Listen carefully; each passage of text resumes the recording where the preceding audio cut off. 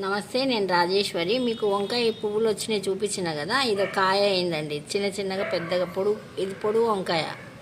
అయితే వీటికి ఫ్లవర్స్కి మనము పాలినేషన్ అవ్వాలంటే జస్ట్ హ్యాండ్ పాలినేషన్ చేయాలి. ఇప్పుడు ఇక్కడైతే ఒకటే పువ్వు ఉంది, ఇది ఇంకా విచ్చుకోలే.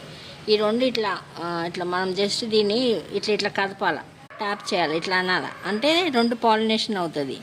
ఇది కూడా పొడుగుదే అనుకుంటా, తెలియదు, చూడాలి, కాయలు అయినప్పుడు తెలుస్తుంది. ఇక్కడ కూడా వచ్చేసింది కాయ, ఇది కూడా పొడుగుదే.